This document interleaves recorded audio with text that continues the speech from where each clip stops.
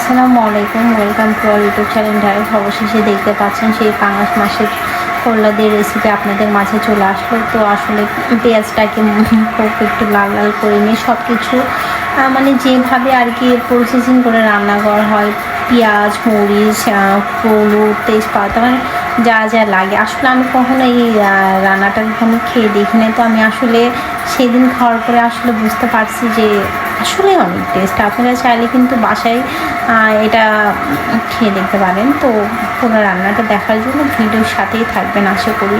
আর অবশ্যই কোনো রকমের রান্নার মধ্যে কোনো ভুল ত্রুটি থাকলে কমেন্টে জানাবেন।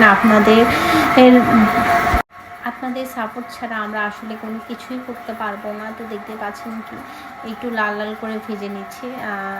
ভেজে নেওয়ার পরে আর কি এখানে একটু সামান্য পানি দিবে, যেটা আর কি যদি আপনারা দেখতে পারবেন আদা রসুন বাটা দিয়ে দিল। আপনাদের পরিমাণ মতো যতটুকু লাগবে ঠিক ততটুকুই দিবেন। আসলে অনেকে অনেক সুন্দরভাবে রান্নার রেসিপির বর্ণনা করে থাকে। আমি আসলে যেভাবে পারি আমি চেষ্টা করব বেটারভাবে, আরও বেটারভাবে রেসিপির বর্ণনা দেওয়ার জন্য। দেখতে পাচ্ছেন হলুদ দিয়ে দিল। তো হলুদ দিয়ে দেওয়ার পরে একটু সামান্য পানিও দিয়ে দিছে। দেখতে পাচ্ছেন আর কি মাছটা ছেড়ে প্রথমে মাছটা হচ্ছে আর কি কষে নেবে। যারা এই রান্নার রেসিপিটা ভালো লাগবে তারা অবশ্যই ট্রাই করে দেখবেন। কষে নেওয়ার পরে বাদ বাকি সব কিছু একটু কষে নিলে জিনিসটা হয় কি আসলে অনেক টেস্ট হয়। আর কষে নেওয়া রান্নাগুলো আসলে অনেক খেতে অনেক বেশি খেতে মজা। তো আপনারা বাসায় একবার হইলেও ট্রাই করবেন। আর অবশ্যই আমাদের ভিডিও ভালো লাগলে পাশে থাকবেন, লাইক কমেন্ট সাবস্ক্রাইব করবেন। দেখতে পাচ্ছেন মাছটা একদম অলমোস্ট হয়েই গেছে। কিছুক্ষণ এইভাবে নাড়ানাড়ি কষাকষি করার পরে এই যে তুলে নেবেন, কারণ মাছটা দিয়ে আপনি হচ্ছে করলা আলু একসাথে হচ্ছে মিক্সড করতে পারবেন না। প্রথমে সবগুলাকে একসাথে মিক্সড করে করলা আর আলুকে একটু কষে নিতে হবে, দেন এর মধ্যে মাছটাকে ছেড়ে দিতে হবে। আসলে অনেকেই পাঙ্গাস মাছ খায় না, কিন্তু এইভাবে যদি আপনারা খান তাহলে আমি বলবো অবশ্যই অনেক বেশি ভালো লাগবে। এই যে আলু দিয়ে দিচ্ছে, আলুর সাথে পরিমাণ মতো একটু ঝাল ঝাল করলে জিনিসটা আসলে খেতে অনেক বেশি মজা পাবেন। তো আপনারা আসলে যার যার যেভাবে আসলে ঝালটা খান সেই পরিমাণ অনুযায়ী ঝালটা দিবেন। আশা করি খেতে খুবই ভালো লাগবে। অবশ্যই গরম ভাতের সাথে ট্রাই করে দেখবেন, আরও বেশি মজা লাগবে।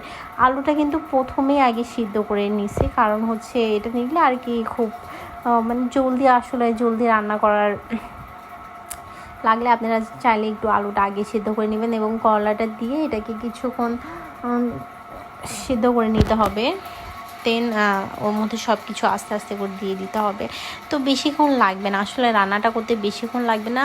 আর রান্না করতে আসলে বেশিক্ষণ লাগেও না, যদি সব কিছু হাতের কাছে একদম কেটে কুটে থাকে তাহলে তো আরও কথাই নেই। দেখতে পাচ্ছেন একটু নাড়ানাড়ি করার পরে আসলে তাছাড়া আর কি বলে না যে কাছাকাছি থেকে যাবে।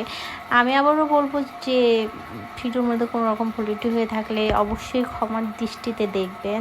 আর কোনো রকমের কোনো রান্নার ভুল হয়ে থাকলে অবশ্যই আমাদেরকে কমেন্ট সেকশনে জানাবেন, আমরা অবশ্যই শুধরে নিব। আর আপনারা কে কোন রেসিপি আসলে বাসায় ট্রাই করেন অবশ্যই জানাবেন, আমরা ওইভাবে আর কি ভিডিওটা দিব। আসলে দেখতে পাচ্ছেন কিছুক্ষণ নাড়ানাড়ি করে সামান্য কিছু পরিমাণের পানি এর মধ্যে দিয়ে দিতে হবে। দেন দিয়ে দেওয়ার পরে কিছুক্ষণের জন্য ঢেকে দিতে হবে এই জিনিসটাকে। আসলে তাছাড়া আসলে করলাটা আসলে কাঁচা কাঁচাই থেকে যাবে।